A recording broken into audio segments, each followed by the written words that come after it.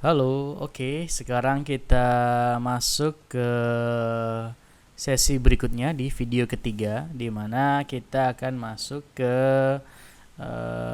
pengenalan untuk navigasi dan view. Jadi kita langsung saja, di video sebelumnya kita sudah belajar mengenai basic navigasi dan view pada aplikasi Blender. Sekarang kita langsung masuk ke dalam latihan yang sudah kita siapkan sebelumnya di MOC, yang mana ada beberapa langkah-langkah atau step-step yang sudah kita siapkan untuk materi latihannya. Jadi sekarang kita langsung buka saja di folder pertama adalah folder navigasi dan view. Nah, di sini ada satu file .blend atau file Blender latihan 1, langsung kita klik. Nah, tampilannya kurang lebih seperti ini. Jadi kita di sini dari fungsi latihan 1 ini berfungsi untuk membiasakan mengenai penggunaan navigasi dan view pada Blender. Oke, kita akan coba yang di sesi sebelumnya. Untuk menseleksi atau memegang sebuah objek, itu kita pilih dengan klik kanan. Jadi untuk memegang objek klik kanan, sedangkan untuk zoom in zoom out itu kita gunakan scroll. Oke, sebelumnya saya aktifkan dulu untuk mempermudah. Oke, zoom in zoom out untuk menggunakan scroll, sedangkan untuk middle mouse atau klik tengah itu digunakan untuk rotasi view. Jadi fungsi dari objek yang ada di sini adalah kita membiasakan dari navigasi dan view. Silahkan langsung dipraktekkan. Untuk zoom in zoom out kita gunakan middle mouse, kita scroll. Sedangkan rotasi view kita klik middle mouse di sini untuk rotasi view. Sedangkan grab view kita gunakan shift middle mouse atau shift klik tengah. Itu untuk grab view. Nah, kita juga bisa membiasakan tampak depan, tampak samping kanan, atau kita bisa menggunakan numpad 1 untuk tampak depan, 3 untuk tampak samping, 5 untuk perspektif, 7 untuk tampak atas. Di sini ada petunjuk top perspektif, jadi tampak atas tapi masih perspektif. Ini tampak depan tapi juga perspektif. Untuk melihat secara presisi itu kita gunakan ortho. Nah, ini benar-benar tampak depan, tampak samping kiri, samping kanan. Nah, ini untuk posisi kita saat ini.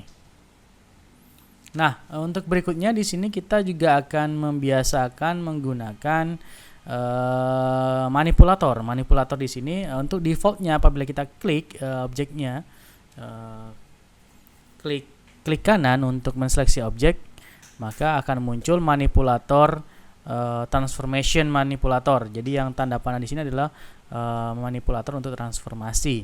Nah, untuk menseleksi objek kita klik kanan. Sedangkan untuk unselect kita bisa tekan huruf A.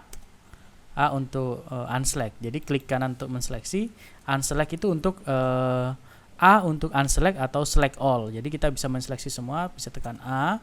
Untuk unselect lagi kita juga bisa tekan A 2 kali. Oke. Di sini adalah untuk manipulator transformation. Jadi kita bisa klik di sini.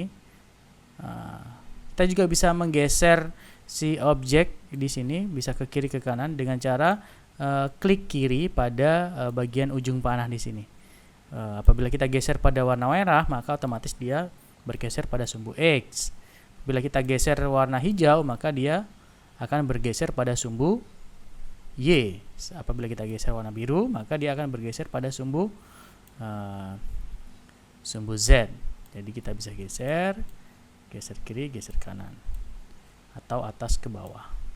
Nah, kita juga bisa masuk lagi pada modifier, pada manipulator untuk rotasi. Ini ada manipulator rotasi. Jadi apabila kita aktifkan di sini untuk manipulator rotation, nah ini kita bisa klik kiri pada yang warna merah, maka dia akan terrotasi pada sumbu X. Apabila kita klik yang warna hijau, klik kiri, maka dia akan berotasi pada sumbu Y.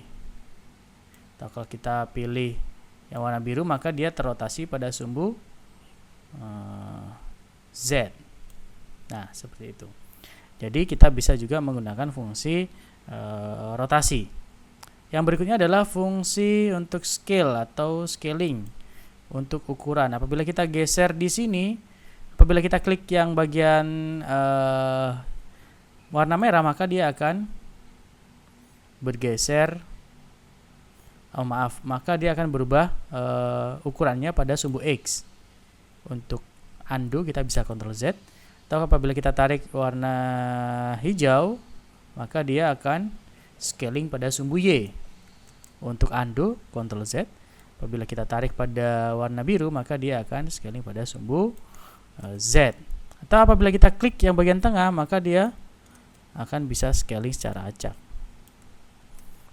Atau acak. Nah, di sini ada fungsi yang pertama, ini kita bisa menggunakan transformation atau kita bisa menggeser pada sumbu X, Y, dan Z. Apabila kita aktifkan fungsi rotasi, maka dia akan fungsi rotasi. Kita bisa putar. Atau kita juga bisa melakukan scaling atau merubah ukuran pada sumbu X, Y, maupun Z. Nah, kita juga bisa menggunakan shortcut. Jadi kita juga bisa menggunakan shortcut sebagai fungsi manipulator. Contohnya saya ingin menggeser pada sumbu X, maka saya bisa menggunakan shortcut huruf G. Kita tekan huruf G lalu X, maka dia akan bergeser pada sumbu X. Untuk konfirmasi klik kiri. Saya ulangi lagi, untuk menggeser pada sumbu X. Jadi di sini fungsi menggeser adalah grab, gitu kita gunakan shortcut huruf G. Apabila kita tekan G saja, maka dia akan bergeser secara acak. Apabila kita pilih contohnya saya ingin menggeser pada sumbu X, maka saya pilih G, ketik G lalu X, maka dia bergeser pada sumbu X. Nah, apabila kita ingin menggeser pada sumbu Y, sama, kita tekan huruf G lalu huruf Y, maka dia akan bergeser pada sumbu Y. Atau G lalu Z, maka dia akan bergeser pada sumbu Z. Nah, fungsi yang sama juga kita bisa gunakan untuk rotasi. Untuk rotasi kita bisa menggunakan shortcut huruf R. R, maka ketika kita tekan R, maka dia akan rotasi secara acak sesuai dengan view kita saat ini. Contohnya saya ingin merotasi pada sumbu X, jadi saya bisa mengatur lagi, tekan huruf R untuk rotasi, lalu saya tekan huruf X, lalu mau saya geser, maka saya bisa menggeser secara acak pada sumbu X. Saya ulangi, saya tekan R lalu Y, maka dia akan berotasi pada sumbu Y. Atau R lalu Z, maka dia berotasi pada sumbu Z. Dan kita juga bisa menggunakan fungsi rotasi sesuai sudut. Contohnya saya ingin si objek manusia ini kita rotasi pada sumbu X sebesar 90 derajat. Maka saya tekan R lalu X, lalu kita ketik 90, lalu enter. Maka secara otomatis dia akan berotasi pada sumbu X 90 derajat. Saya ulang lagi, tekan R lalu X lalu 90, enter. Maka si objek akan berputar pada sumbu X 90 derajat. Atau kita juga bisa tekan R lalu Z 45, diketik saja lalu enter, maka dia akan berotasi pada sumbu Z sebesar 45 derajat. Nah, untuk yang ketiga kita juga bisa menggunakan fungsi scale di sini. Kalau kita aktifkan fungsi scale, kita bisa mengatur ukurannya dari objek tersebut. Atau kita juga bisa menggunakan shortcut huruf S. Apabila kita tekan S, maka dia akan berubah ukurannya secara acak, secara keseluruhan. Tapi apabila kita ingin melakukan scaling pada sumbu, kita juga bisa memanfaatkan tekan huruf S lalu X, maka dia akan berubah ukurannya sesuai sumbu X. Atau S, Y, maka dia akan pada sumbu Y, berubah pada sumbu Y. Atau S lalu Z, maka dia akan berubah pada sumbu Z. Nah, kurang lebih untuk latihan di sesi navigasi dan view kurang lebih seperti itu. Jadi kita sudah mempelajari mengenai view. Di sini ada viewport. Juga kita sudah mempelajari mengenai shortcut yang diantaranya adalah untuk manipulator, G untuk grab, dan R untuk rotasi, dan dilanjutkan S untuk scaling. Oke, untuk sesi latihan pertama kita mengenai navigasi dan view sudah cukup. Apabila kita sudah berhasil, kita bisa ulangi lagi dari awal. Dan apabila kita sudah cukup menguasai basic untuk navigasi dan view, maka akan kita lanjutkan pada sesi berikutnya, yaitu